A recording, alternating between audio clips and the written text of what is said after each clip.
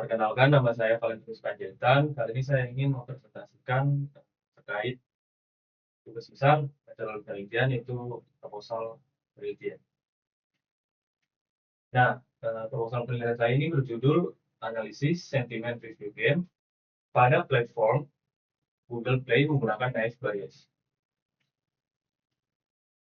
Nah, untuk apa aja yang akan kita bahas, yaitu pertama adalah latar belakang, baru rumusan masalah, tujuan penelitian, baru batasan masalah, kontribusi penelitian, metodologi penelitian, pengumpulan dataset, pre-processing data, ekstraksi fitur, lalu evaluasi hasil. Nah, untuk latar belakangnya ini, perkembangan industri game digital dalam dekade terakhir menunjukkan peningkatan pesat. Nah, didorong oleh platform distribusi digital seperti Google Play Store, Apple Play Store, atau Steam. Setiap game itu yang dirilis tidak hanya menyertakan fitur teknis dan gameplay, tetapi juga ruang ulasan dari pengguna yang membuat indikator utama bagi pengembang untuk memahami bagaimana produk mereka diterima dan sebagai sumber masukan untuk perkembangan lebih lanjut. Oke, rumusan masalahnya ini yang pertama itu ada sejauh mana pengolahan data mempengaruhi efektivitas klasifikasi sentimen, baru bagaimana algoritma Nice Bias ini dapat meningkatkan akurasi klasifikasi sentimen, baru ada bagaimana performa Nice Bias dalam berbagai dataset ulasan game. Adapun tujuan penelitiannya yaitu pertama untuk mengolah dan menyiapkan data ulasan game dari Google Play untuk kebutuhan analisis sentimen, lalu kedua menerapkan algoritma Nice Bias untuk klasifikasi sentimen, baru ketiga mengevaluasi performa model menggunakan metrik akurasi, presisi, recall, dan F1 score. Nah, batasan yang nah selanjutnya ada batasan masalah. Itu yang pertama itu data yang digunakan hanya berasal dari ulasan game pada platform Google Play. Lalu sentimen hanya dibagi menjadi dua kategori utama, yaitu positif dan negatif. Lalu algoritma yang digunakan untuk klasifikasi sentimen adalah Nice Bias tentunya, dengan perbandingan antara dua metode yaitu GS, IBS, dan Back of Words.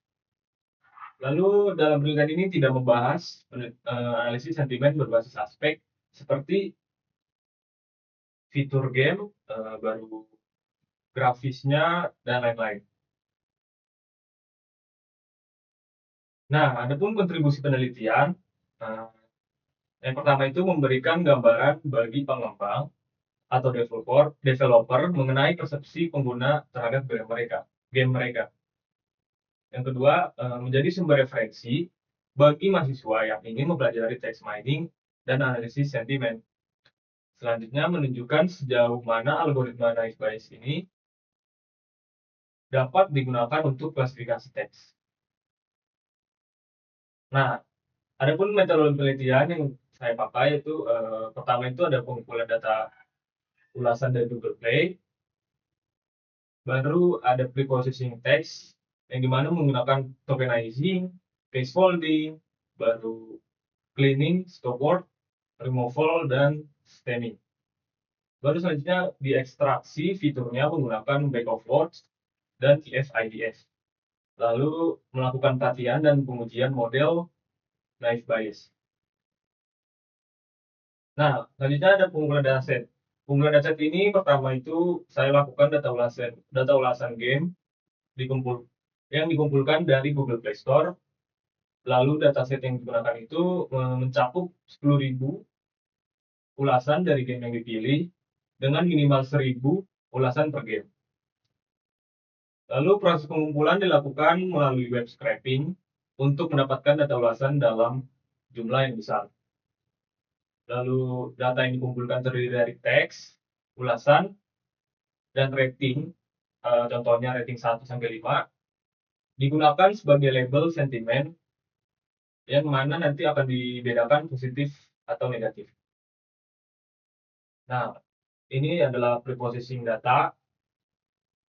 Pertama itu ada tokenizing, scaffolding, stop removal, itu menghapus semua kata-kata yang tidak enak, seperti dan lain-lain, pokoknya yang pemborosan kata. Baru ada stemming. Baru selanjutnya ada ekstraksi fitur. Nah, backwards ini tujuannya untuk menghitung kemunculan kata dalam setiap ulasan tanpa mempertimbangkan urutan kata. Baru TF IDF ini untuk memberikan bobot pada kata yang lebih penting berdasarkan frekuensi kemunculan dalam dokumen dan seluruh kata. Nah, lalu ada pelatihan dan pengujian model naive Bayes. Data dibagi menjadi dua set, yaitu 80% data latih dan 20% data uji. Model naive Bayes ini dilatih menggunakan data latih untuk mengidentifikasi pola sentimen berdasarkan frekuensi kemunculan kata. Baru model diuji menggunakan data uji untuk mengukur kinerja dalam mengklasifikasikan sentimen. Nah, untuk mengevaluasi hasil, saya melakukan akurasi, precision, recall, dan advanced score. Nah, lalu untuk tools-tools yang digunakan itu pertama ada bahasa pemrograman Python, baru library-nya itu ada scikit-learn, ada Pandas, NLTK, dan Matplotlib. Baru ada web scraping tools, itu buat memasukkan kata-kata. Terus code editornya menggunakan Visual Studio Code dan lalu selanjutnya menggunakan laptop Windows 11 sebagai alat pengembang. Nah, mungkin segitu aja presentasi dari proposal penelitian saya. Jika ada kurang atau salah kata, mohon maaf. Terima kasih.